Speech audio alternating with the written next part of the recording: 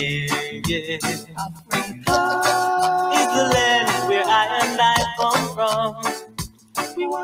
All right, guys, welcome back to the Raul Blaze Show with me, the host, Raul Blaze. And of course, we have our very special guest, Assistant Deputy Mayor Mark A. Douglas of the city of Sunrise. A very accomplished man, but apparently he went to Clarendon College. So, I'm going to have a problem with that. As a Glenmuir graduate, we're going to have problems with that. Apart from that, he's a good person, We won't hold it against him. Mr. Douglas, how are you doing, sir? Welcome. Well, thank you. Thank you for having me, Raul Blaze. And to the listeners out there, it's great to be here in the city of Sunrise. And I can tell you why he has a problem. It's because Glenmuir has always had a problem with Clarendon College. So much whooping is in the Doncaster. Oh my God! Yeah, we did get a lot of whooping from Clarendon College back in the days. So you are a Clarendonian. I am. Okay. Okay. You and what part of Clarendon are you from? North Clarendon and Kellets. Okay. Clarendon College, of course, is in central Clarendon, but that was the premier institution, as you know. Yes, I yes. And that's where I attended high school. Okay. Okay. Awesome. And then after high school, where did you go after Clarendon College? Well, like many Jamaicans, I left to the metropolis. Yes. So, Portmore was one of those dormitory communities on the outskirts of Kingston, and I ended up there, attended a UWI, what we now call the Open Campus, for post-secondary study, matriculated for university through those studies, business studies. Okay. Graduated from UTech. Where I did a degree majoring in HR, human resource management, business administration, majoring in human resource management. So I actually graduated from college at the University of Technology in Kingston. And of course, some other studies I did in a modular fashion because I was really professionally a systems engineer, computer systems engineer. So wow, I was doing dual tracks there. Oh, that's amazing. And tell me, how does engineering move to law? How did law come in from there? Well, it's just solving one type of problem versus the other. But I was a social scientist at heart. Okay. But as a youngster growing up in Jamaica, I was also technically inclined, and as a young man, in our post-colonial British society, you get paid based on your age, unless you're technically inclined, and they have to pay you based on your value. So yes, I was a computer technician and rose in the ranks as I got further training. I went to UTech's engineering department, started out, with repairs, and then went on to take the Microsoft certifications, became a professional in that area, and until I migrated to the United States and segued back to the social sciences. Yeah. Okay, so the social science. So when you came here, did you? I know this based on what you've done in the past. Did you know that law school was something you wanted to do when you came here? Even though this, I know the social sciences were your thing, but was law one of your particular interests? Yeah, it definitely was. There was no timing on it because I was a mature student by the time I got into law school. I felt that way anyway. I was about 26. Okay. Because I had to go the circuitous route. I even started law school part-time as a night student, holding down a full-time job. I was a married man with children. Yes. And then I still completed my law degree in 3 years because about the second year and I started going to school full-time, but still working. And so it was always a passion. It was I was acting like a lawyer long before I was trained and certified as one. So it was a natural instinct. Oh wow! And what do you practice? Do you still currently practice? I do. Okay, it's a bread and butter, Okay, and it's a passion. I've been practicing now for 15 years. I do a lot of criminal defense work. I'm licensed in all 3 federal districts here in Florida, the Southern, Middle, and Northern District, and of course at the state level, handling everything from murders down. Everything in between. Yes. But I've also done immigration laws, deportation, defense, because this is our community. I practice the kind of law that impacts our community, not just necessarily Jamaicans, but our it touches upon the lives of individuals. So family law, criminal defense. I've done unfair labor practice law, Fair Labor Standards Act, where people have not been paid adequate overtime or minimum wages.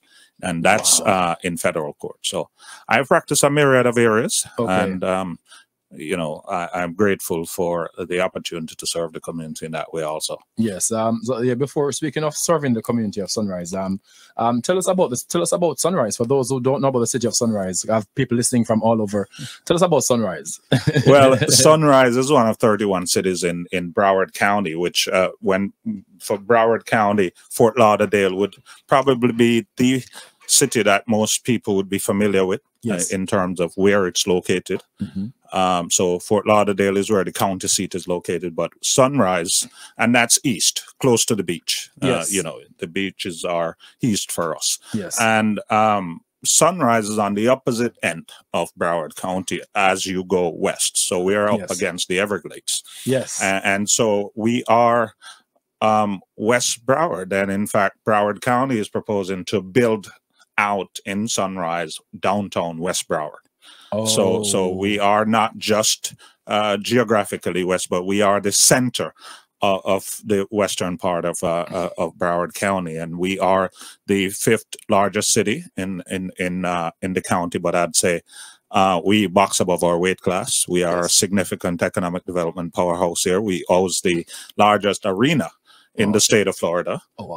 We host the largest outlet mall in the United States, which is 25 million visitors, Sawgrass Mills Mall. Wow. So that arena has, of course, attracted anybody who's anybody, and every presidential candidate and president in the last 20 years or so. Yes. But of course, the Florida Panthers play there as their home. We are a significant city here in Broward County, so we're 8 miles due west of Fort Lauderdale. Wow. Okay. Awesome, guys. You see, I'm getting a lesson in geography also. You know. So yes. So tell me about when did you get into representing Sunrise or representing anywhere in official capacity, and what was the step like getting there to representation? Well, you know, they are, you know, we have a participative type of government. And, you know, even beneath the commissioners, you had advisory boards, you know, that provides us a significant role in the government, because they have these different areas that they have advisory boards that receive information and provide recommendations to the commissioners. I served on a number of those. I started out serving community associations. I was the president, still is the president. I can't seem to give it up, of a condo association that I lived in. And the people appreciated my input, and I've been the president, and they continue to want me to do it, even though I have so much more to do. Yes. But I served on 3 of the city advisory boards prior to running for office. And those, I suppose you could say, are official capacities, because they did impact. I chaired the Bicycle and Pedestrian Advisory Board, for example, and during my chairmanship, we had created a master plan that is now guiding the development of bicycle and pedestrian infrastructure in the city, whether it's the widening of pathways, making safer crosswalks, creating bicycle lanes. And so that was my first sojourn into city government. But then after having served on 3 of those boards for a number of years, I then ran for office in 2016. Okay. All right, guys, we're here with Assistant Deputy Mayor of Sunrise, Mark A. Douglas. I almost said Mark T. Douglas because of Douglas.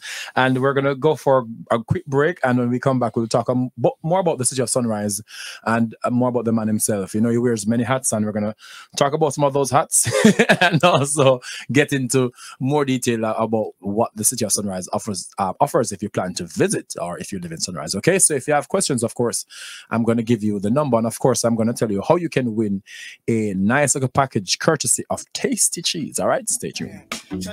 All right, guys, welcome back to the Raul Blaze Show. I'm here with Assistant Deputy Mayor of Sunrise, Mark A. Douglas, and I need to remind you guys of something. If you guys purchase a 2.2 pound canned cheese, right, Tasty Cheese, and send us a receipt. Of course, the WhatsApp number is 954-289-8589.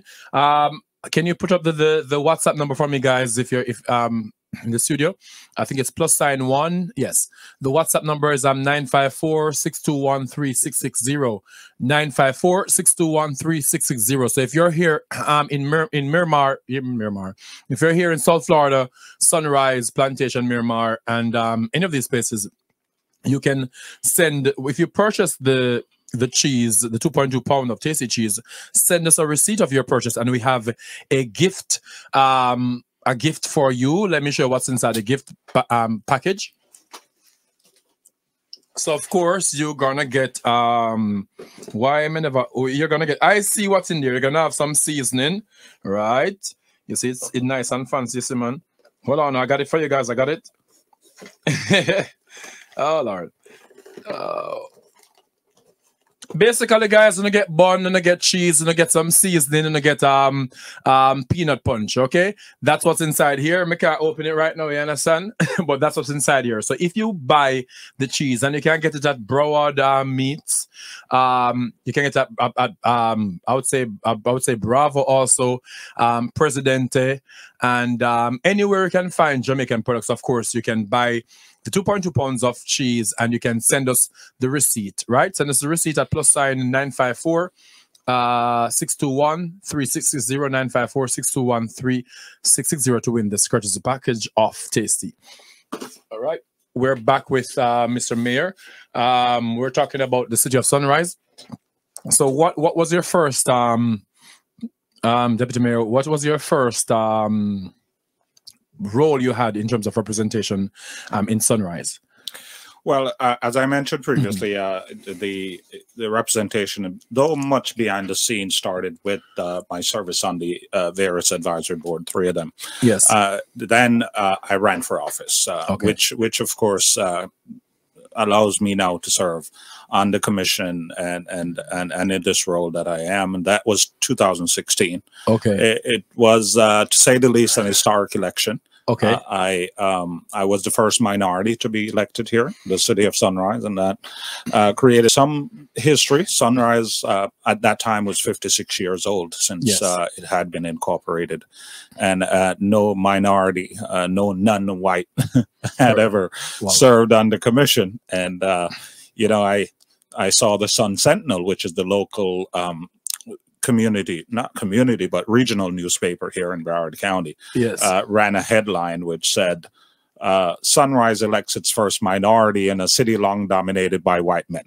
And, wow. and it was written by a white journalist. So wow. I think that would have really signified the historic nature of my election, and it had to be a Jamaican. Yeah, of course, of course. We are a Clarendonian. We're a Clarendonian. You understand? We're good at breaking records, you know. And so what was campaigning for that like? Was because in my mind, even though I'm sociable, and I would like the representation part of it, I can't see myself doing the campaign. What was the campaigning part of it like?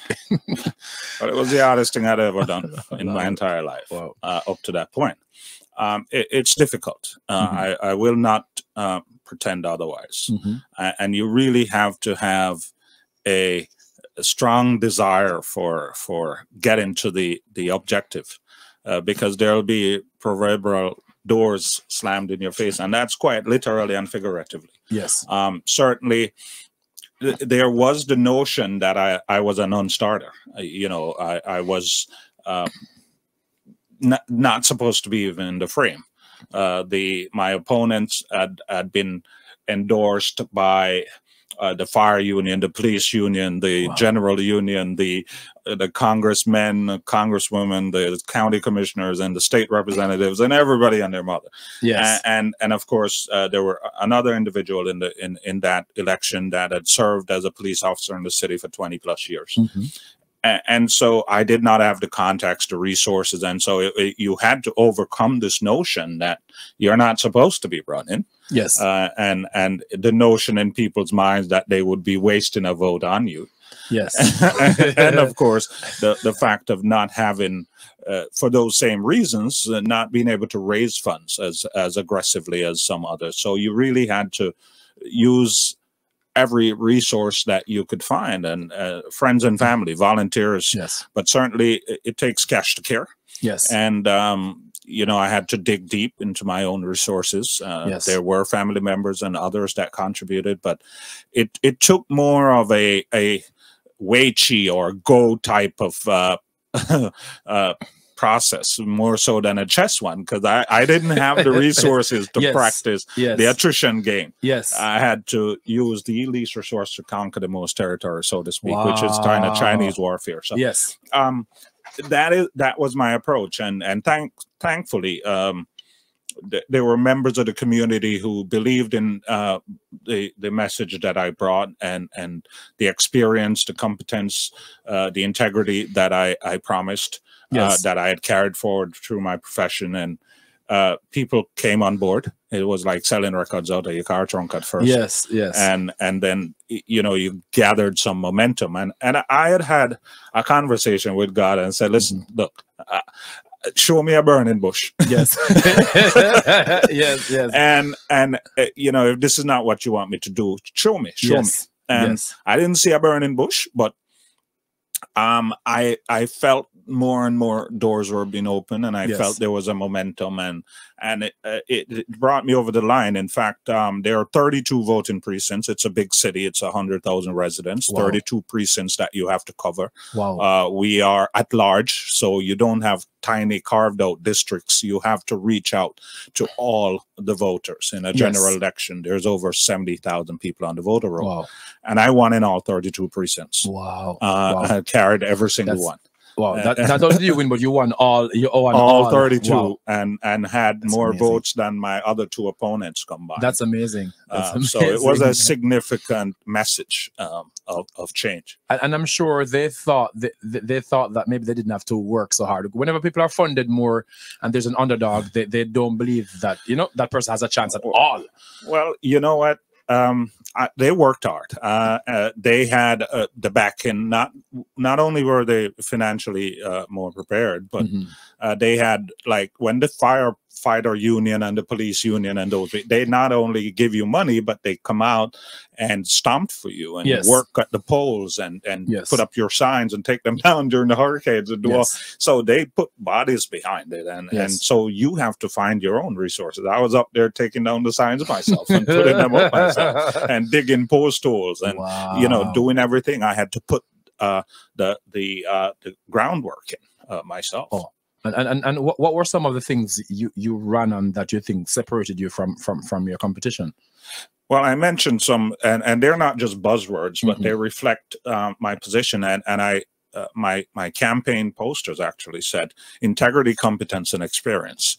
And I think those captured what I was suggesting to voters that are the reasons to vote for me, because I, as an attorney and as an officer of the court, and my track record had shown a history of integrity in terms of my conduct. Yes. You know, that translated to competence. I had, again, a history of competence in delivering. Yes. That was objective and that everyone could see. Yes. And I had the experience. At that time, I had practiced law for 10 years. I had served on a number of different advisory boards and served in my local community, which my community had 3,500 residents. I mean, it was a significant community, and for them to entrust you with that leadership too, it's a training ground. Yes. I was a union president when I worked in Jamaica at the University of Technology, UTech, which I also studied, and I went to school there part-time, but I also was an employee there. So I had been involved in leadership for a very long time. Yes, yes, guys. If you're joining me, I'm here with Assistant Deputy Mayor Mark A. Douglas here in Sunrise, and let me see some of the comments here. Paul from Sunrise says, "Good evening, Deputy Mayor Mark A. Douglas. Let me see. If you're fed up with boring mornings, here are 10 ways to make the start of the day small celebration." Okay, I don't know what that is. Wake up at this person is giving us tips on how to have a great day. And somebody said, well, big up yourself, Mr. Assistant Deputy Mayor. All right, so we have people in Sunrise actually commenting here, and also on Instagram. I see people. There are people in the area here on Instagram and YouTube and on not Spotify, but the app right here, guys. Stay tuned. We're gonna come back with more conversation, more questions. Of course, you can call and ask questions, and we are giving away. If you can take a picture of a 2.2 pounds of tasty cheese. Of course, you wouldn't be able to buy it within the next 15 minutes when the show finish. But if you have one at home, if you save a receipt, people like me who don't save my receipt, I could never enter. You understand? But if you save your receipt, or when we next week also, the prize will still be here, so you can buy it this weekend and send the picture of the receipt to us here on the Raul Blaze Show on Streaminn Hub Radio. We're gonna be back, and when we come back, we'll talk more about Sunrise, and we have some more questions. And you can also call us here, 954-289-8589, extension 203, 954-289-8589, extension 203. And if you're calling from outside North America, the number is +1 954-621-3660. 954-621-3660. We'll be right back. All right, guys, welcome to our final 15 minutes on the show. We had a very wonderful show. We're still having a great show with Assistant Deputy Mayor Mark A. Douglas here in Sunrise. And we're talking everything Sunrise. If you're here in Sunrise, make sure you pop your questions right here. Mr. Assistant Deputy Mayor, what about, so what are some of the things you are currently, projects you're currently working on here in the city of Sunrise that people in Sunrise should know about? Well, you know, there is so much going on here in Sunrise. I mentioned earlier that, you know, we are an economic development powerhouse. It is a significant role of oversight. Our budget is $500 million annually. Wow. And we also have a massive infrastructure, utility infrastructure. We have massive water treatment systems that serve not just Sunrise, but all of Weston buys water from Sunrise. 60% of Davie, which is a larger city than us, buys their water from Sunrise, and we own that infrastructure. We have a massive park and recreation infrastructure, and many who have been driving around the community will see these new parks that are being built. We are attracting new hospitals that were recently announced, Baptist and Broward General.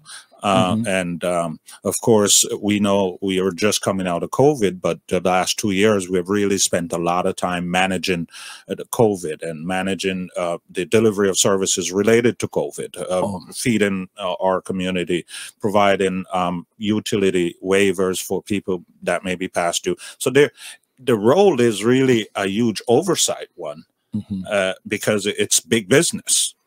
And at the same time, we have a full-service police department. We have a full-service Class A fire rescue department. And I mentioned we have 20 million visitors who come to the Sawgrass Mall every year. We are known to have the second largest tourist attraction behind Disney because of all the millions of people that pass through here.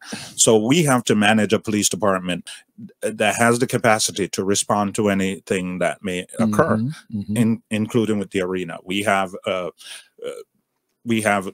some of the largest corporations that have settled with their headquarters here in South Florida or even in Florida. American Express has their regional headquarters here with 3,500 employees and many, many national and regional corporate headquarters. So the roles are so varying. It's a service delivery role, but it's an oversight role. It's a management role because we have to make sure that the clock's ticking at all times, and we have to make sure the service delivery continues at all times. And much of what we do is not out in the open.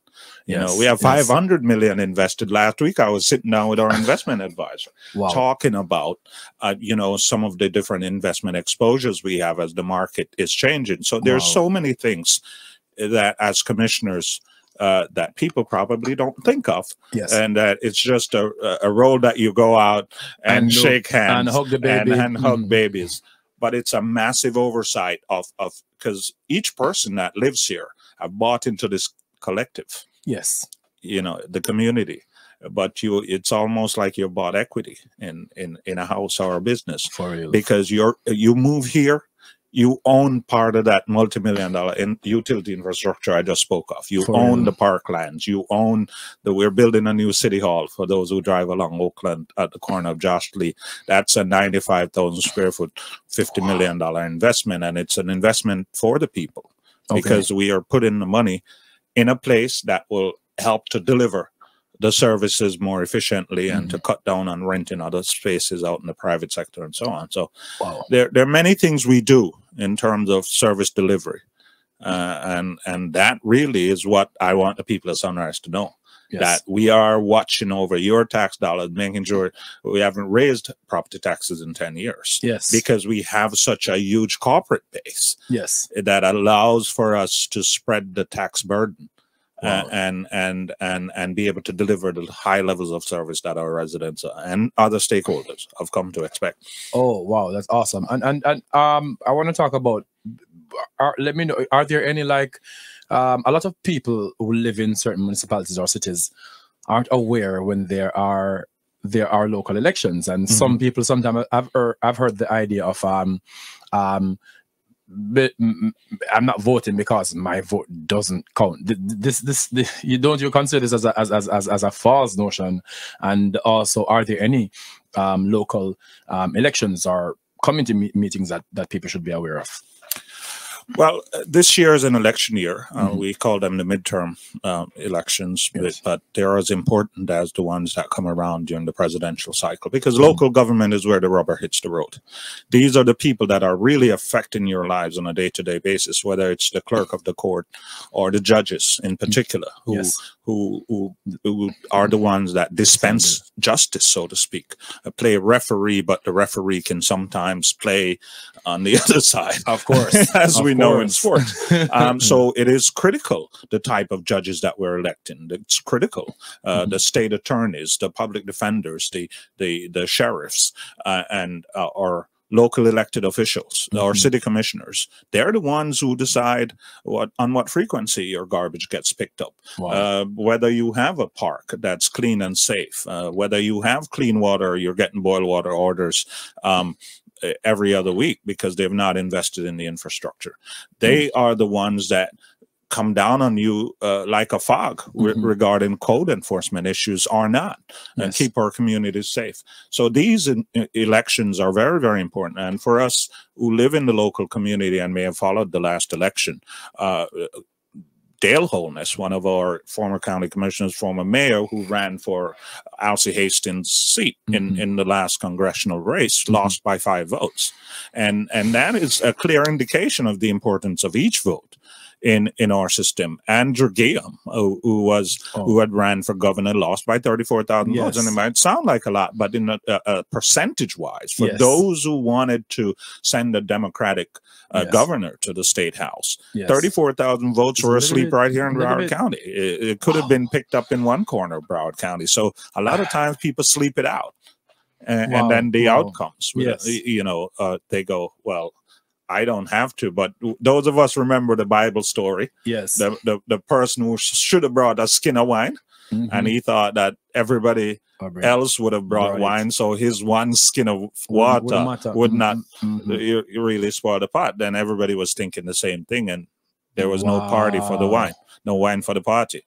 So each vote is important. Voting, as a citizen of this country, it is one of the most important role that you have to play, because you have to play a role in checking who gets into these offices. Because I've sat in many rooms. I've chaired the Finance Administration and Intergovernmental Relations Committee for the National League of Cities. The National League of Cities represent 19,000 cities across this country. I sat on the board and chaired one of their most important advisory committees, a congressional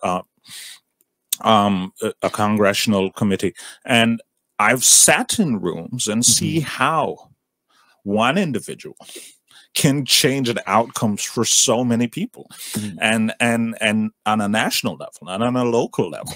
And so it is critical that you have people in that room making decisions on your behalf that has the temperament and also the right place from which they're coming as they're making these decisions. So you can't sleep it out, because they can impact your life in a very significant way.